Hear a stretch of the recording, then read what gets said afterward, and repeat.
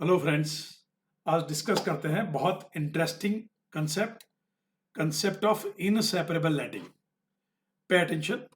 Mr. Paresh owns a community hall which is rented out for rupees 5,000 per hour, and he is also charging 2,000 per hour towards use of furniture, fixture, electricity charges, etc. और ये दोनों को लेकर, hall के rent को लेकर और मिसलेस charges को लेकर वो दोनों रिसिप्ट सेपरेटली इश्यू कर रहे हैं. तो सवाल ये है हमारे सामने कि ये 5 और 2 7,000 रुपए पर आवर कौन से हेड में टैक्सेबल होंगे in the hands of mister Paresh. Apparently हमें लगता है कि सर हॉल का जो रेंट है, हॉल यानी बिल्डिंग और परेश ओनर है, इसलिए जो 5,000 रुपए है हॉल का रेंट, सर वो जाएगा हेड हाउस प्रॉपर्टी के अंतर्गत. और सर जो 2,000 रुपए हैं फर्नीचर फिक्चर के चार्जेस है, इलेक्ट्रिसिटी चार्जेस है या सिक्योरिटी चार्जेस जो भी है, सर वो टैक्सेबल होंगे आइदर बिजनेस हेड में या जाएंगे इनकम फ्रॉम अदर सोर्सेस में. ठीक है, तो आप बड़ी गलतफहमी में हैं. आपको ठीक से इनसेपरेबल लेटिंग का कंसेप्ट और उसकी टैक्सेबिलिटी मालूम नहीं है. आइए देखते हैं इनसेपरेबल लेटिंग किसको कहते हैं. Inseparable letting means letting of one is not acceptable without letting of another. I repeat, letting of one is not acceptable without letting of another. जैसे एग्जांपल लेते हैं, अब मेरे पास आए कि सर एक दिन के लिए आपकी मर्सिडीज बेंज मुझे चाहिए.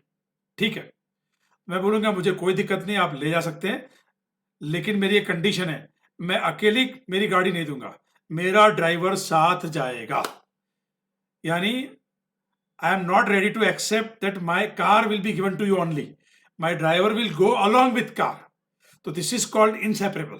And inseparable letting means एक चीज अकेले में भाड़े पे देना नहीं चाहता हूं, उसके साथ साथ दूसरी चीज भाड़े पे आपको लेनी पड़ेगी.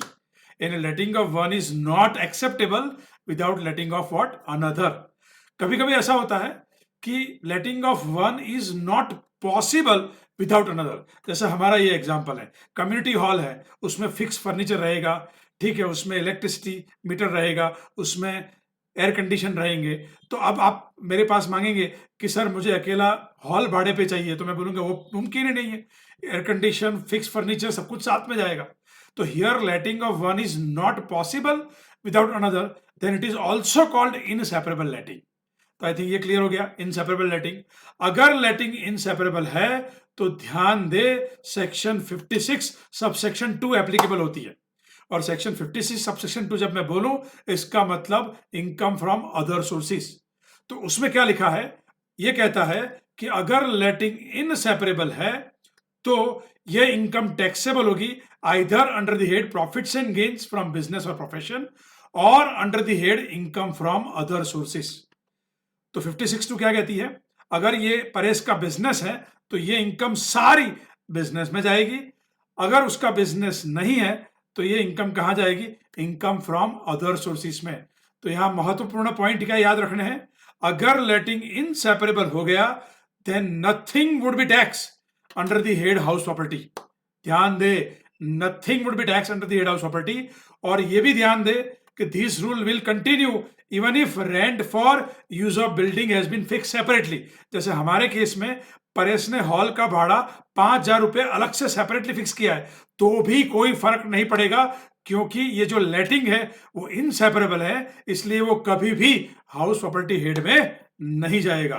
तो what is the final answer, final answer is mister Paresh would be taxable either under head business profession or under the head income from other sources, but Paresh would never be taxable under the head house property.